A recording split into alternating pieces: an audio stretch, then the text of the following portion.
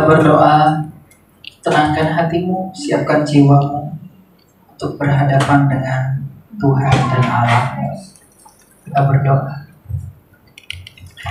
Allah Sang Bapa yang bertata dalam kerajaan surga, kami bersyukur berterima kasih kepada-Mu Bapa pada sore hari ini. Kami Kau perkenankan untuk dapat bertemu bersama di dalam iman untuk memuji dan memuliakan Tuhan. Secara khusus Kau mengizinkan persekutuan doa Birawa hingga yang keempat tahun ini Bapak. Itu semuanya hanya oleh karena anugerah cinta. Dan sekarang kini kami mau persiapkan hati kami dan pikiran kami untuk mendengarkan suara-Mu melalui kebenaran firman-Mu. Biar Engkau memberikan kami hikmat yang baru untuk dapat menghidupi dan menjadi pelaku atas kebenaran-Mu. Di atas segala sesuatu, kasihan akan orang berdosa ini, karena Engkau tahu kami begitu penuh dosa dan celah. Karena kami hanya mengharapkan cinta dan kasih-Mu saja. Bukan oleh karena kami, tapi oleh karena Yesus Kristus yang membesarkan kami dan mengendarai kami kepada-Mu. Sebab kemudian hanya bagi Putra-Mu dan bagi-Mu ya Bapa, dan bagi Roh-Mu yang kudus, sekarang dan selalu serta untuk selama-lamanya. Amin.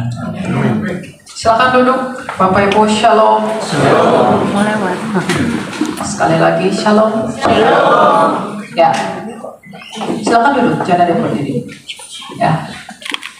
Oke. Pertama sekali saya berterima kasih dan bersyukur kepada Allah kita karena kita dapat berkumpul di tempat ini. Tadi kita sudah bersuka cita mendengarkan kesaksian, pujian dan banyak hal. Tentu karena Tuhan memperkenankan bahwa di tempat ini kita bersyukur bahwa persekutuan doa ini masih bertahan hingga pada saat ini. Dan tentu ini adalah sebagai bukti bahwa cinta Tuhan itu ada pada siapapun bagi setiap orang yang mencari Dia. Kita akan belajar firman Tuhan dari surat Rasul Paulus kepada jemaat di Galatia pasal yang kedua ayat yang ke-20.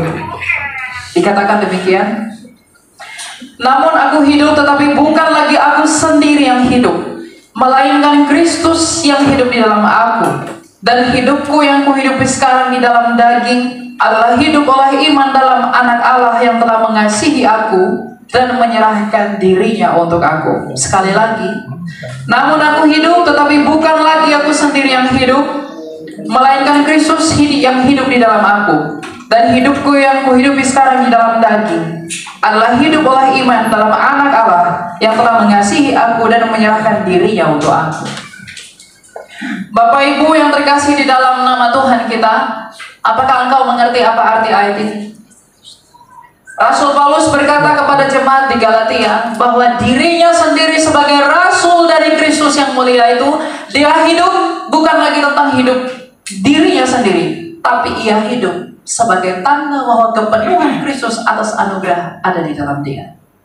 Dan tentu tidak hanya perkataan itu saja, tapi ia menunjukkan bagaimana sebenarnya Kristus itu ada di dalam hatiku, bagaimana Tuhan itu berperkara di dalam aku, sehingga Kristus yang mulia yang kulayani di dalam penginjilanku itu nampak dari kerendahan hatiku melalui pelayananku kepada Rajaku itu. Maka dengan demikian, meskipun kita hidup di dalam daging selama di dunia ini, tapi itu, cara hidup yang demikian itu adalah hidup oleh iman dalam Anak Allah yang telah mengasihi dan menyerahkan dirinya.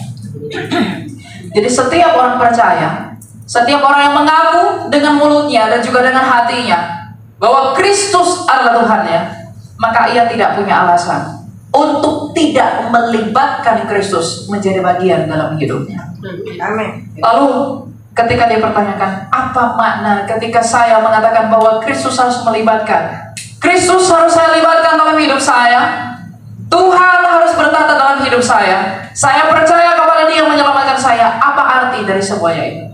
Apakah kita berpikir bahwa saya ingin mendapatkan sesuatu, saya ingin memperoleh sesuatu, maka saya datang kepada Allah, saya datang kepada Dia, maka saya sedang melibatkan Kristus. Saya sedang melibatkan Tuhan dan Raja saya. Ketika saya ingin melakukan apapun yang saya lakukan, itu baik, tapi bukan itu poinnya. Hidup adalah Kristus, bukan tentang kita menikmati bagaimana Ia menang melalui kebangkitannya, tapi tidak turut mengambil bagian di dalam penderitaannya. Penderitaan orang Kristen adalah hidup di dalam perintah Kristus. Karena perintah Kristus menuntut semua orang untuk menjauhi dosa-dosa ini. Mengenai hidup adalah Kristus, itu tentang apa yang sudah kamu lakukan di dalam anugerah yang diberikan kepada kamu. Mungkin di sini ada pendeta, ada penyanyi, ada pejabat, ada anak muda, ada WL, ada orang yang duduk di bagian manapun. Ketika engkau pada hari kematianmu berhadapan dengan tahta suci pengadilan Kristus, dan Ia bertanya kepadamu, wahai engkau anakku, aku telah mengaruniakan engkau sesuatu, aku telah melimpahi engkau karunia, aku telah memberikan engkau privilege, aku telah memberikan engkau apa yang diberikan oleh hatimu. Tapi sekarang, apakah yang telah engkau perbuat bagiku? Jangan berpikir bahwa aku begitu diberkati oleh Allah, aku begitu dikasihi oleh Allah. Memang Dia mengasihimu apapun keadaanmu. Tapi masalahnya, apakah engkau mengasihi Dia? Kasih Allah tidak pernah berubah sekalipun engkau jahat. Karena kalau Dia berubah, Dia bukan lagi Allah. Tapi ketika engkau jahat, kasih mulai yang berkurang. Tapi ketika engkau semakin taat, kasih mulai yang bertambah. Amin. Kasih Dia tidak pernah berubah. Maka bayangkanlah dalam hatimu, pikirkanlah dalam pikiranmu, dan renungkanlah di dalam jiwamu yang paling dalam. Allah telah mengaruniakan sesuatu dalam hidupku. Ia telah memberkati aku dengan segala sesuatu yang ada padaku. Maka sekarang pertanyakanlah hal yang paling penting dalam hidupmu. Apa yang sudah engkau lakukan bagi Tuhanmu itu? Ketika engkau berhadapan dengan pengadilan raja yang tak berkebinasaan itu, dengan kemampuan apakah engkau akan menjawabnya? Dengan hal apa engkau akan berani menatapnya? Ada begitu banyak orang ketika mengenali Tuhan, dia seperti mengenali sesuatu yang hanya menyenangkan dirinya, tapi dia tidak mengerti bahwa mengenali Tuhan adalah mengorbankan dirinya sendiri untuk melepaskan dosa-dosanya, untuk melepaskan keinginan yang sia-sia, melepaskan hal-hal yang berkenan bagi dunia, tetapi tidak berkenan buat Allah. Sekalipun anak muda demikian, anak-anak muda yang ada di tangga atau yang ada di belakang atau dia ada dimanapun, kemudaanmu bukanlah masa di mana hidupmu yang muda itu engkau pergunakan untuk memikirkan hal-hal yang tidak berkenan bagi rajamu yang kamu sebut Allahmu. Tapi kemudaanmu adalah tentang bagaimana engkau berguna bagi Tuhan. Aku telah melihat saudara mudaku yang sangat muda sudah mati. Dia terbaring di petinya. Tidak ada kemuliaan di wajahnya. Dia hanya hidup sebentar, sore sudah mati, besok sudah mati. Seperti tadi lagu kita, cepat semua berlalu. Kalau engkau tahu bahwa betapa cepatnya orang melupakan siapa dirimu setelah kematianmu, engkau tak akan menyenangkan siapapun selain Allah dalam hidupmu. Pertanyaannya sekarang, menurut surat Rasul Paulus kepada jemaat di Galatia ini, hidupku adalah Kristus. Dan hidup Rasul Paulus dengan berkata bahwa hidupku adalah Kristus, ia menunjukkan itu melalui buah pelayanannya dengan kerendahan hatinya, tunduk, taat, berjuang, dan bertanding di hadapan Kristus. Sehingga ketika ia mati, ia berkata, aku telah menyelesaikan pertandinganku dengan baik. Yang dengan demikian, dengan maksud yang sama, ia menyenangkan hati Allah. Sekarang pertanyaannya, apakah kita sudah menyenangkan hati Allah? Melalui hidupmu, melalui ucapanmu, melalui kekayaanmu, melalui jabatanmu, melalui uangmu, melalui talentamu, dan apapun yang ada padamu. Karena tak satu dinar pun yang tak dituntut oleh Allahmu kepada engkau di pengadilannya. Karena sejatinya, jika engkau dan saya yang adalah orang berdosa mengaku bahwa kita adalah orang-orang yang turut dibebaskan oleh Mesias itu, maka kita akan berguna sebagaimana Kristus telah berguna buat kamu. Pikirkanlah hal ini. Jadi jangan datang ke gereja, Tuhan berkati itu lumbung-lumbungmu semakin besar. Lumbungmu semakin besar, engkau tidak semakin berguna. Itu itu tak berguna. Aku diberkati, aku mendapatkan ini, mendapat. Untuk apa engkau peroleh semuanya itu kalau kamu tidak menjadi sarana kemuliaan Allah? Ya, amin. Jadi kekayaan orang Kristen bukan tentang apa yang ada padamu, tapi tentang apa? Apa yang dihasilkan oleh hati. Sebab hikmat Amsal 4 ayat 23 berkata, jaga hatimu dengan segala, karena dari situ terpancar apa? Kehidupan. Jadi kalau hidupmu mau benar, hidupmu mau sesuai dengan keinginan Tuhan, perbaiki hatimu agar buah hidupmu terlihat dengan benar.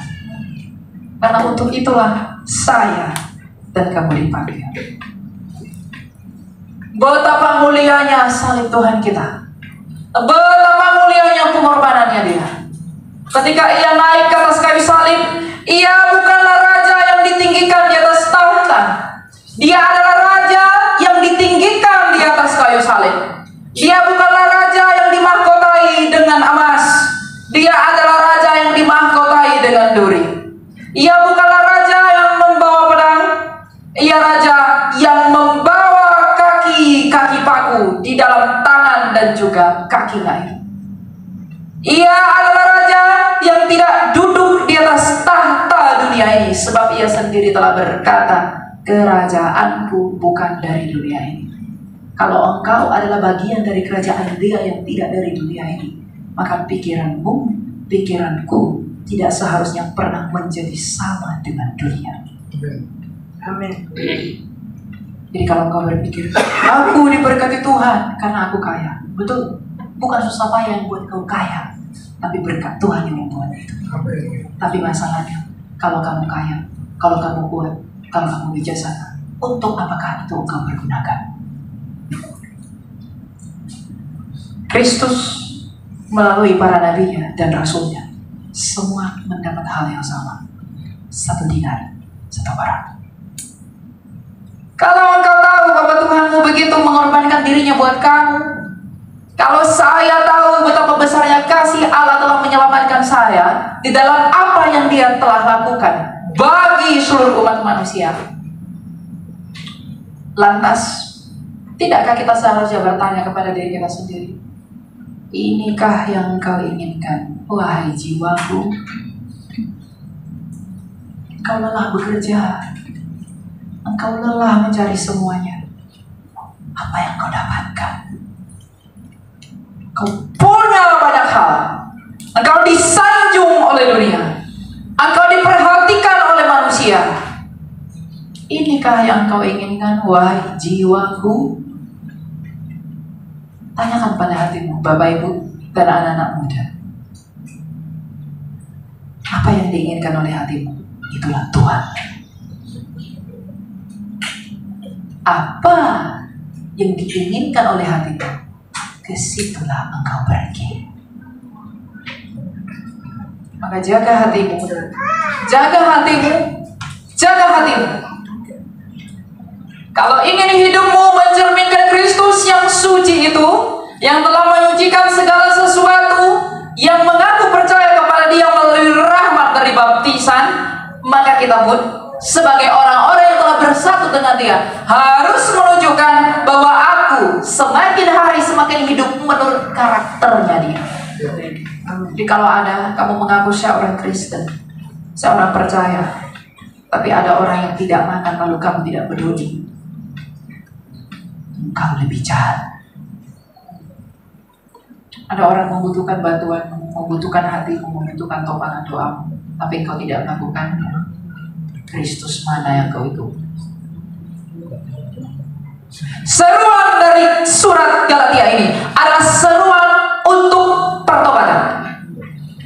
Pertobatan bukan hanya tentang berubah dari kesalahan lalu menjadi baik, tapi pertobatan adalah mengarahkan pikiran-pikiran saya, orang yang berdosa ini, bahwa saya mengakui Elia Myron adalah orang yang paling berdosa, tetapi di dalam keberdosaannya kasih karunia Allah menaungi menaunginya, sehingga apapun yang dimampukan oleh Allah dalam hidupnya yang berdosa itu mendatangkan kemuliaan bagi nama Allah yang memberi karunia.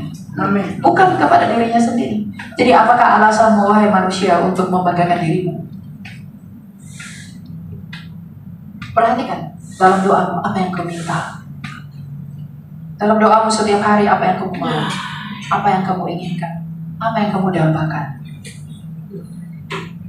Kita menangis, Tuhan saya sakit, sembuhkan saya.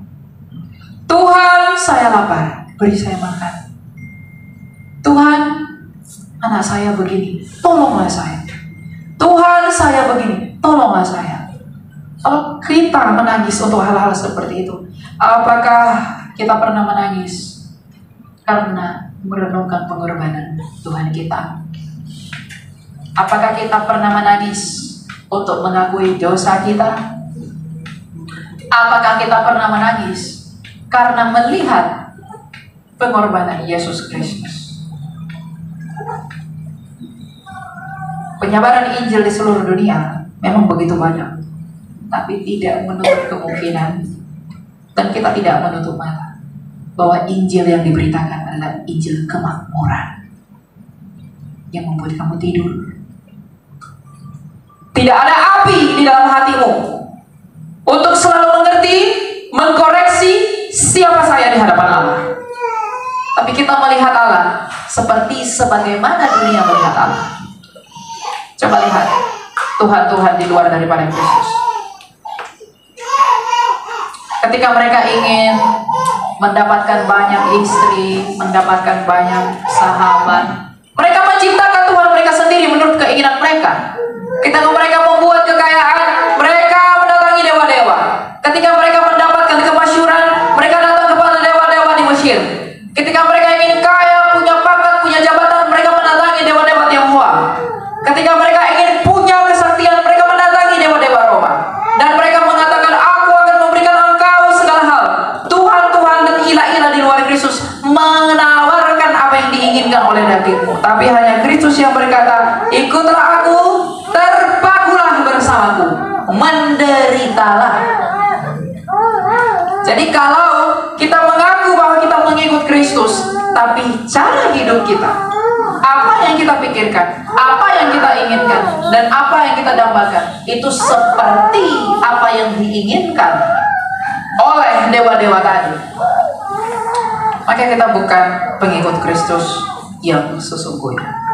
Dan kuncinya adalah dari hidupku yang kuhidupi sekarang di dalam daging adalah hidup oleh iman di dalam anak Allah yang telah mengasihi aku dan menyerahkan dirinya untuk aku.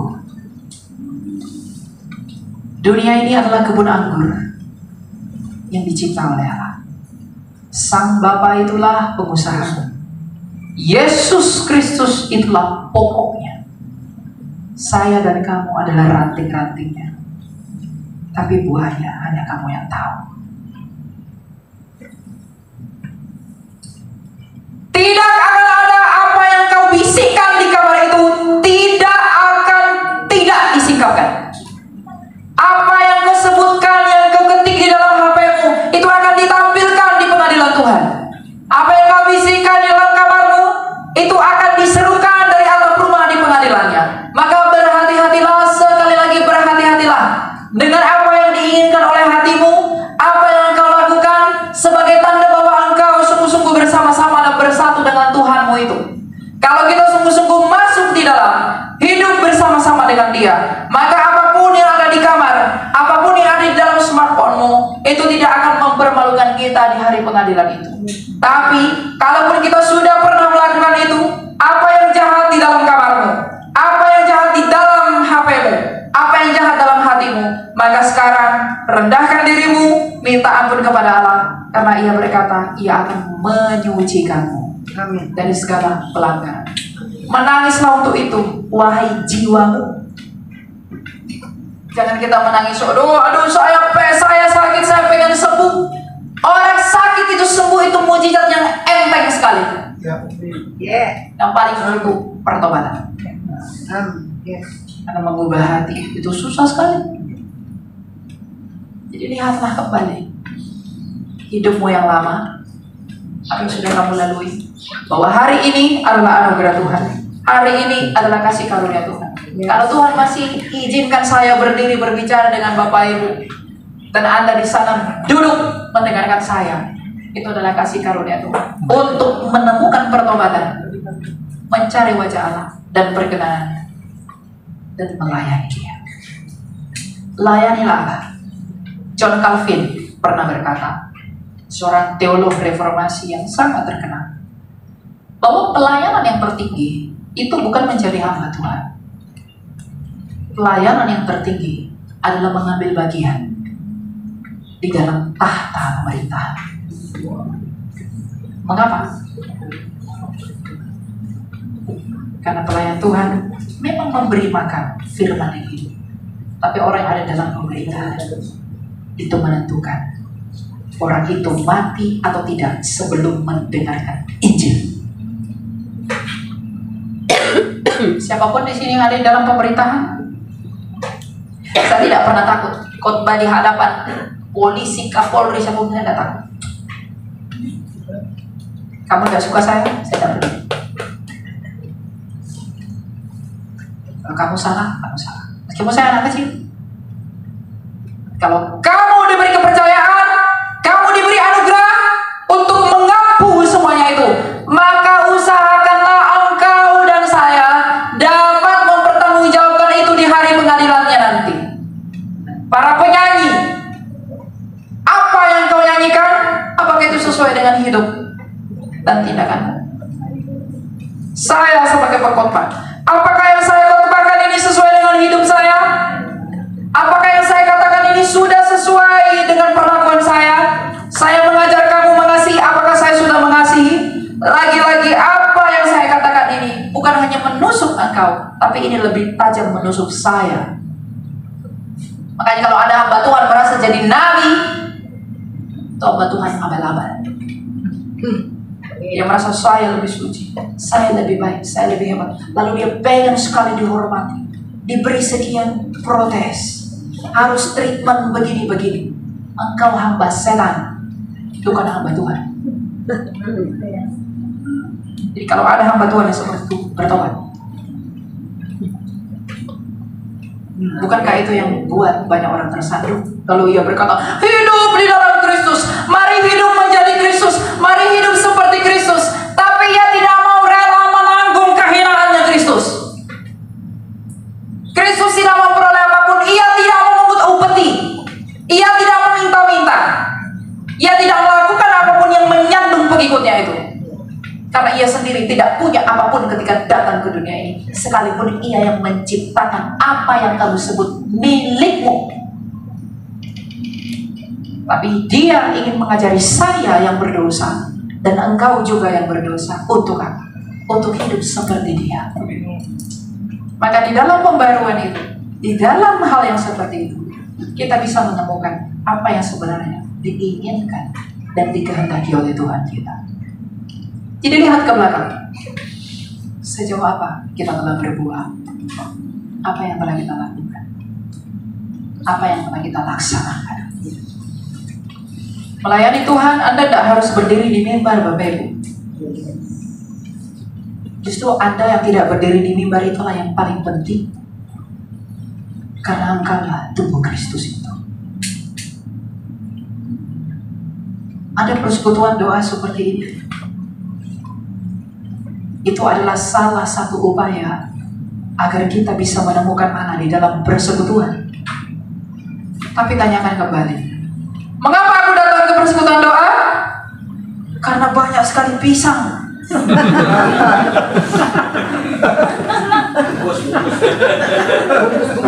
Keluarga Birawa kalau datang buat persekutuan banyak sekali kue, jadi saya pengen datang. Itukah tujuan hatimu datang? Oh, ada Pak Victor Huta Barat, penyanyi, saya akan datang. Ada penyanyi, saya akan datang. Saya mau foto. Itukah yang diinginkan oleh jiwamu? Itukah yang didambakan oleh jiwamu? Mengapa engkau meletakkan harapanmu? Mengapa engkau meletakkan dambaanmu pada segala sesuatu yang dapat rusak dan usang? Mengapa engkau melekatkan hatimu kepada sesuatu yang dapat binasa? Ketika gempa bumi datang, lenyaplah ia. Hidup kita ini seperti apa? Seperti serbuk di atas bunga. Ketika angin datang menghampirinya, ia tidak terlihat lagi. Ia sudah pergi entah kemana. Saya kemarin ketika pulang dari pelayanan, di perjalanan, saya melihat ada orang tabrakan. Dia terbaring, lalu sudah meninggal. Saya menangis, saya berpikir, ternyata hidup ini singkat sekali. Lalu mengapa ada orang sifatnya masih seperti langit? Sangat singkat. Jadi kalau kita mengerti hidup ini singkat, tidak akan ada yang akan engkau senangkan selain Allah. Senangkan hati Tuhan. Bagaimana cara saya menyenangkan hati Tuhan? Tumpukan cintamu kepada Dia. Suami istri, suaminya berkata kepada istrimu, saya sangat menyayangimu, saya sangat mengasihi. Apapun yang diinginkan istrinya ini dituruti oleh suaminya. Kenapa suaminya melakukan apa yang diinginkan oleh istrinya? Karena cintanya yang besar. Istrinya bilang, saya pengen liburan, saya pengen makan ini, saya pengen dapat ini, saya pengen itu. Suaminya berusaha melakukan itu semua karena apa? Karena cinta. Seandainya jika engkau mencintai Kristus dengan hal yang sama, engkau akan melakukan apa yang Dia mau. Sebab Kristus sendiri berkata, jikalau engkau mengasihi aku, engkau akan melakukan perintah yang Dia kasih. Ujungnya ini kepada kasih, Bapak Ibu.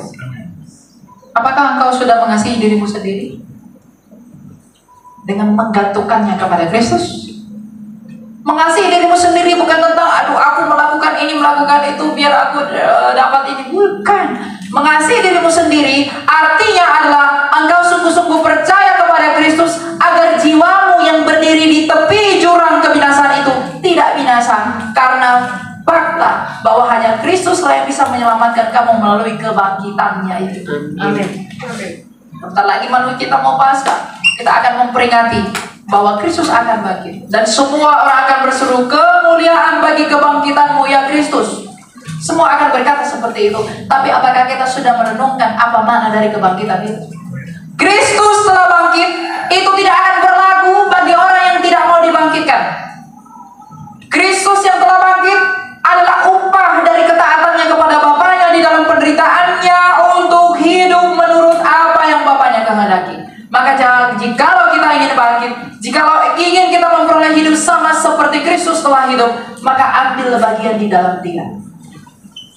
Ambil bagian di dalam apa? Bukan hanya dalam ucapan, tapi dalam tindakan. Mengasihi Allah dengan melakukan apa yang Dia mau, mengasihi manusia dengan menolong tanpa pandang bulu. Mau dia miskin, mau dia kaya, mau agamanya apapun, dari keluarga apapun, tolonglah dia. Tapi yang terpenting dari semuanya itu, jikalau kita berbuat baik, tapi tidak mewartakan Kristus di dalam, maka perbuatan baik itu hanya bagi kemuliaan namamu saja. Tapi jikalau engkau dan saya berbuat baik, lalu saya mewartakan Kristus di dalamnya, mereka akan mengagungkan dan memuliakan Kristus yang mendasari itu. Amin. Jadi lakukan semuanya untuk siapa? Kristus. Untuk Tuhan. Amin. Saya memang mudah mengatakannya, tapi saya pun harus mengevaluasi diri saya. Apakah saya sudah melakukannya? Kalau saya demikian, maka Anda pun terlebih-lebih lagi harus demikian. Amin. Berkati semua orang. Berkat itu bukan tentang uang.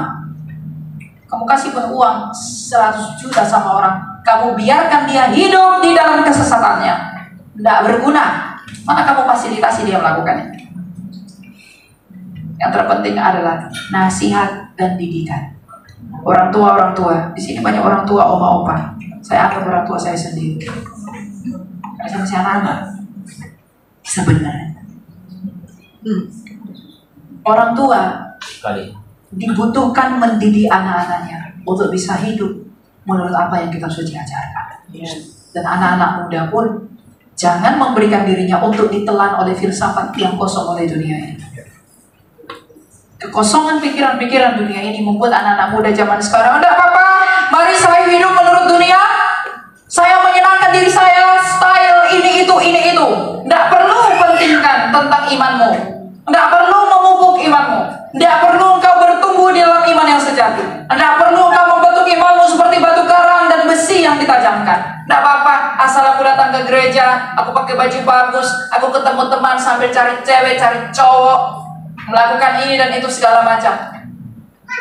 Kalau pikiranmu hanya pada hal itu, engkau tak mengerti apa arti Kristen itu. Arti Kristen itu mengikut Kristus. Kristusnya itu apa?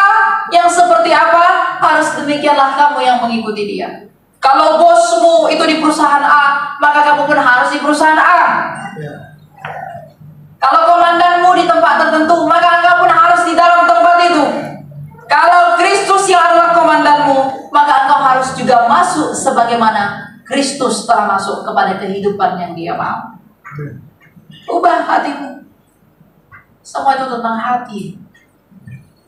Kemana hatimu pergi? Ke situlah Tuhan. Pikiranmu. Tapi hati yang terpenting. Karena hati ini adalah sumber dari semua tindakan. Pikiran ini hanya menerjemahkannya secara lahiriah, tapi sesungguhnya hatimu adalah sumber segala tindakan. Ini perbaiki itu. Ya, saya menyatakan ini sekali lagi kepada Bapak Ibu, bukan karena saya telah sempurna di dalam Allah melakukan semuanya, karena hidup ini perjuangan. Rasul Paulus pun berkata dia berjuang, apalagi saya. Tapi setiap orang yang mau berjuang, itulah yang akan diselamatkan. Kenapa? Bukan karena kesempurnaan perjuangan, tapi karena niatmu di dalam perjuangan itu. Dan ketika engkau mati, Kristus sendiri yang akan menyempurnakan itu. Jadi berjuanglah. Sama opa berjuang dengan ibu bapak ibu berjuang dengan Tuhan.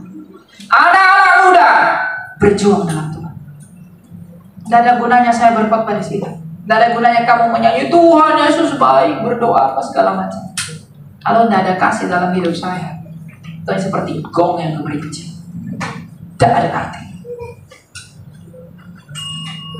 Jadi saya mengajak Bapak Ibu untuk melihat kembali, apakah hidupmu saat ini? Apakah hidup kita sudah seperti Rasul Paulus, bahwa bukan dia lagi yang hidup, tetapi Kristus yang hidup di dalam dia?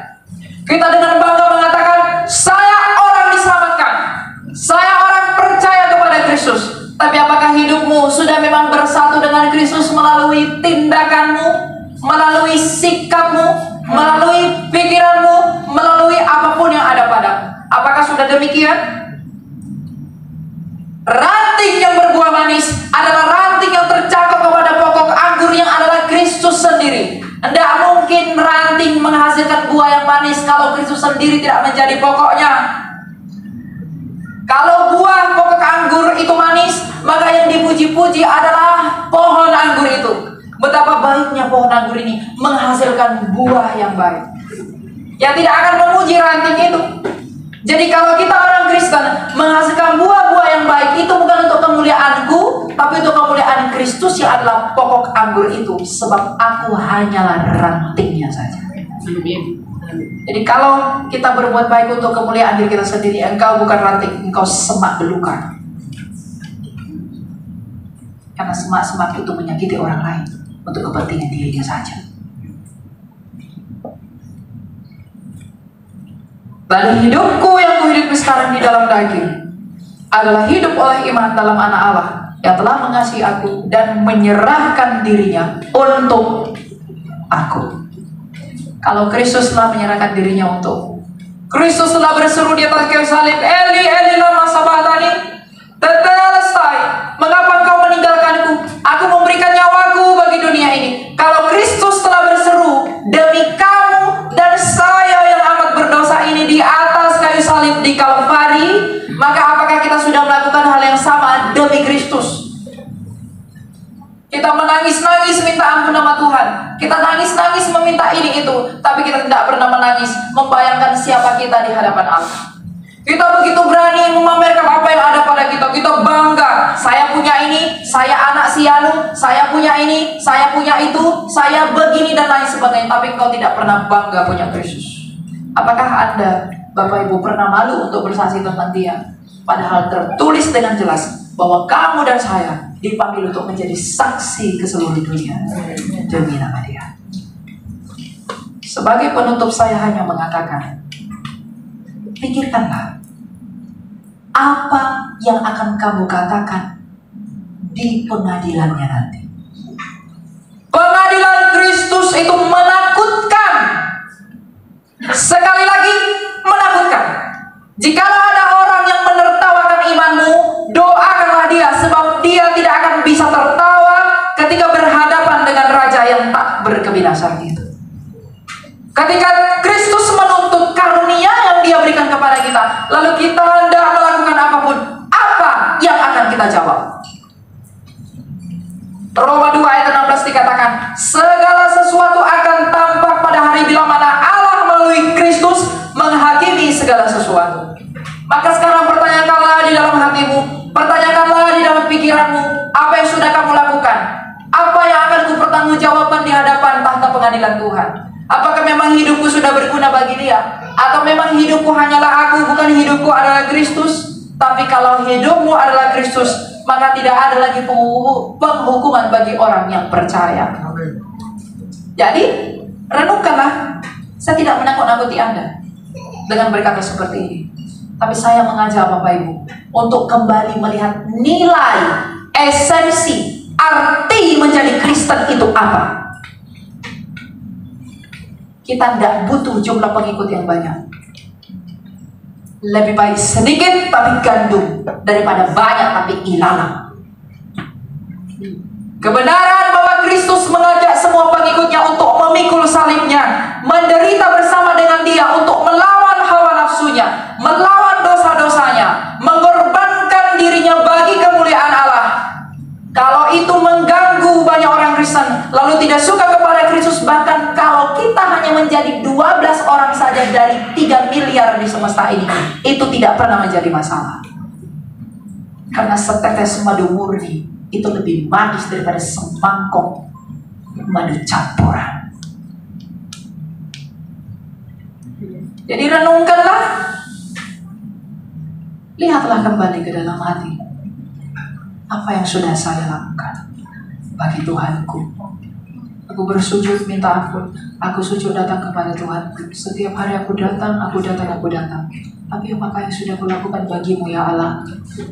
Aku Engkau berkati, aku Engkau karuniai. Tapi apakah aku peduli pada pekerjaanmu? Apakah aku peduli terhadap pelayananmu? Apakah aku sudah melakukan apa yang Engkau tuntut? Apakah aku sudah menjadi berkat bagi namamu? Sebab kita telah melihat begitu banyak orang mati di dalam kemalangannya, belum mengenali Kristus, yang dengan demikian jiwanya tidak tertolong. Maka jadilah alat yang berguna, bukan untuk dirimu, karena engkau sudah dimiliki Kristus, maka bergunalah bagi Kristus itu. Ranting hanya berguna bagi pokoknya. Ranting tidak pernah berguna bagi dirinya sendiri, karena ranting ketika dia terpisah dari pokoknya, dia sudah mati. Maka kita sebagai ranting-ranting, kalau kita tercangkok kepada Kristus, hasilkanlah buah-buah yang baik. Amin. Buah-buah yang benar. Amin. Orang tua, Bapak Ibu yang kami sayangi, kami sebagai anak-anak muda, kami mengharapkan Bapak Ibu untuk tetap setia dan konsisten mendoakan anak-anak. Yes. Mendoakan semua apa yang ada di bawah yang dilahirkan dari Anda, yang didatangkan dari Anda.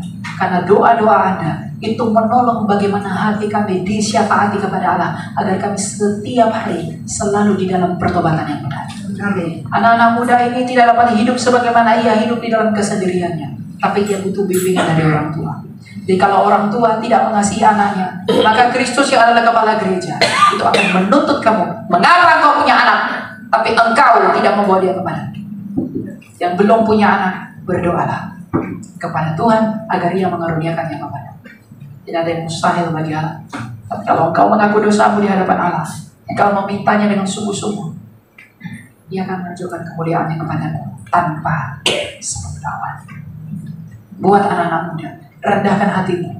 Buang semua pikiranmu yang tak berguna yang datang dari hantu dan setan-setan yang berkata bahwa Kristus tidak penting. Aku tidak perlu membawa jiwa kepada Tuhan. Aku tidak perlu percaya sungguh-sungguh. Aku tidak perlu melayani Allah. Aku hanya perlu hidup, minum, nikmati liburan, sekolah, lain sebagainya. Cari uang sebanyak-banyaknya. Ketika engkau sudah mendapatkan uang yang banyak, kau mati, kemana kamu akan pergi? Wahai anak-anak muda. Anak-anak muda sekarang banyak meninggalkan Yesus. Itu karena tidak mengerti mengapa ia ada, mengapa ia hidup, mengapa ia masih bernapas, mengapa ia masih hadir di tengah-tengah kita. Anak-anak muda banyak memiliki pikiran yang sia-sia karena ia tidak merendahkan dirinya. Ia tidak mengenali siapa dia. Kalau kamu tidak mengenali siapa dirimu, maka engkau tidak mungkin mengenali Allah. Sebagaimana Kristus mengenali siapa dirinya di dalam perendahannya di hadapan Bapaknya, maka ia mengenali kehendak Bapaknya. Sebagaimana para rasul merendahkan dirinya untuk mau mengenali dirinya di hadapan Kristus yang adalah Tuhan dan Rajanya itu, maka ia juga berbuah demikian. Jadi tanpa pengenalan akan dirimu sendiri, engkau tidak akan bisa mengenal Allah. Wahai anak-anak muda, engkau muda, engkau kuat, tapi semangatmu tua sekali. Engkau tidak mau bekerja bagi Allah. Engkau punya titel, engkau joget-joget, menari-nari untuk menarik pengikut, menari-nari agar engkau dipuji. Wah, betapa tampannya, betapa moleknya dan lain sebagainya. Tapi engkau tidak pernah melakukannya buat Tuhan. Engkau sungguh bersemangat ketika engkau mendapat pujian dari manusia. Bukankah dengan cara seperti itu engkau harusnya merenung betapa bersukacitanya Allah kalau aku mendatangkan pujian bagi namanya? Kalau engkau sendiri suka dipuji, terlebih-lebih lagi Allah begitu suka kalau dipuji. Maka gunakanlah hidupmu dalam kemudaanmu itu untuk menjadi alat puji-pujian buat Allah. Kalau anak muda tidak sadar hal ini, lihatlah betapa banyak orang muda sudah mati. Ingat kematianmu selalu. Minggu-minggu boleh. Oh, saya masih muda, saya harus nikmati dulu, saya harus begini dulu. Tidak ada begitu. Kematian itu seperti hujan yang membasahi bumi. Dia tidak melihat tanah yang di bawahnya, tidak peduli dia. Mau tanah tinggi, tanah rendah, ada rumput kering gersang, jatuhkan semua air ke bawah. Kematian itu pun merenggut semua orang tanpa pandang bulu. Maka ingatlah setiap hari bahwa besok kamu sudah tiada. Agar sekarang, waktu yang saat ini, kamu gunakan berhati-hati untuk hidup kepada Allah. Amin. Jadi Bapak Ibu, renungkanlah apa yang telah kamu lakukan bagi kemuliaan Allah, agar engkau bisa mempertanggungjawabkannya di hadapan pengadilannya Dia. Saya berdoa agar tak satu pun dari kita yang tertolak. Saya berdoa agar Tuhan di dalam kuasa kebangkitannya yang mulia itu turut juga membangkitkan saya dan kamu, bukan untuk memperoleh penghukuman, tapi untuk memperoleh kuasa surgawi sebagaimana Ia telah memperolehnya. Karena ada tertulis, setiap orang percaya tidak akan memperoleh penghukuman. Saya berdoa agar Tuhan tidak melupakan satu pun orang di tempat ini dari buku kehidupannya. Karena kau menikmati banyak sekali pisang di sini, banyak kue di sini. Ini enak semua, handmade. Tapi dalam perjamuan surgawi, kau tidak akan pernah bisa membayangkan. Tabunglah pengharapanmu senantiasa demi hidup yang Dia janjikan itu. Bukan ini semua yang bisa dimakan rayap, tapi demi kekekalan yang akan kita peroleh. Berbahagialah orang yang percaya meskipun tidak melihat.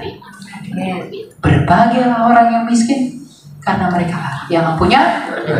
Miskin di sana bukan berarti kau tidak bisa punya uang. Karena kata Yunani miskin di sana itu artinya miskin rohani, yang artinya dia selalu mengaku kepada Tuhan, dia nggak bisa berbuat apa-apa tanpa Allah. Begitu.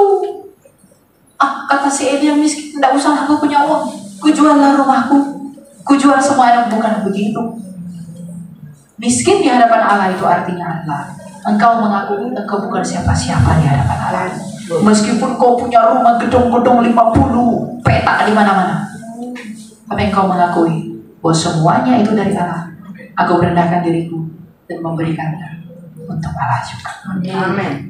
Karena nama Allah yang terberkati dari hidup setiap kita. Tuhan memberkati. Kita berdoa sebelum kita melanjutkan acara kita. Bapa yang baik yang bertata di dalam kesucian-Mu, di dalam kerajaan surga, kami bersyukur dan berterima kasih kepadamu Bapa. Engkau mengajari kami melalui Rasul-Mu yang mulia, yaitu Rasul Paulus, untuk hidup menurut Kristus. Sebagaimana Tuhan kami itu telah menderita, sebagaimana Dia telah taat kepada Engkau ya Bapa, maka kami pun harusnya memiliki hidup yang sama untuk kemuliaan nama-Mu. Mampukanlah kami untuk melakukan kasih-Mu. Mampukanlah kami untuk melakukan apa yang Kau mau dalam hidup kami. Sucikan kami, kuduskan kami Bapa, agar kami dilayakkan di dalam kasih karunia. Engkau tahu bahwa kami ini bukan apa-apa di hadapan-Mu. Engkau tahu kami bukan siapa-siapa, sekalipun kamu memiliki apa yang dianggap dunia ini besar. Karena kami seperti bunga yang hanya ditepis, maka tidak ada lagi ia di depan. Oleh karena itu, ketika kami menyadari bahwa kami bukanlah siapa-siapa di hadapan-Mu, tapi Engkau masih memberikan kasih-Mu kepada kami yang bukan siapa-siapa itu, disitulah kami bersyukur kepada keagungan-Mu dan kasih-Mu yang luar biasa itu. Maka ketika kami merenungkan kasih-Mu itu, maka mampukanlah kami untuk melakukan perintah-perintah-Mu. Kami tidak bisa mengasihi Engkau kalau Engkau tidak memampukan kami. Kami nggak bisa melakukan apapun yang baik kalau Engkau tidak memampukan kami. Maka kami berdoa dengan sangat dan sungguh di hadapan-Mu, biarlah Engkau yang memampukan kami melakukan segala perintah dan keinginan-Mu Bapa, agar kami berguna bukan untuk diri kami sendiri, tapi berguna setidaknya buat kemuliaan Kristus Tuhan dan Raja. Bapa, Engkau tidak menolak anak yang hilang, maka janganlah kiranya Engkau menolak kami yang terhilang. Yesus Kristus yang adalah anak-Mu tidak menolak pesundal yang mengikat kakinya, maka kami yang lebih berdosa daripada pesundal itu, janganlah kiranya Engkau menolak kami untuk menyentuh. Sebagaimana Engkau mendatangi pemungut cukai dan membawanya untuk menjadi murid-Mu, bawalah kami juga yang lebih berdosa dari pemungut cukai, orang-orang yang tamak, yang pahit dan yang cemar ini, untuk Engkau datangi agar kami Engkau ubahkan juga menjadi murid. Bapa, sebagaimana Engkau juga mendatangi Saulus dan membutakan dia dan membuat ia menderita, lalu mengubahnya menjadi Paulus yang menjadi penginjilnya, maka ubahkanlah kami dari kehidupan kami yang jahat menjadi pribadi seperti Paulus yang hidup menurut kehendak, agar kami dapat berseru sebagaimana penjahat yang di samping-Mu telah berseru, ingatlah akan kami ya Guru ketika Kau datang sebagai Raja dalam kerajaan-Mu. Engkau adalah timbangan yang menimbang dua penjahat itu, yang satu terbuang ke neraka karena meninggikan dirinya, yang satu dibawa ke Firdaus oleh-Mu oleh karena ia merendahkan dirinya dan menggantungkan dirinya kepadamu. Demikianlah kami ingin menggantungkan diri dan jiwa kami di dalam salib-Mu itu, agar kami turut dibawa kepada Firdaus, agar kami dapat diselamatkan. Engkau yang memampukan kami untuk mengasihi dan mencintai-Mu, karena itulah yang kami sukai di dalam cinta dan pengharapan kami. Sebab kemuliaan hanya bagi-Mu Bapa, kasihanilah kami orang-orang berdosa. Kemuliaan hanya bagi anak-Mu Yesus Kristus dan Roh-Mu yang kudus, sekarang dan selalu, serta untuk selama-lamanya. Amin.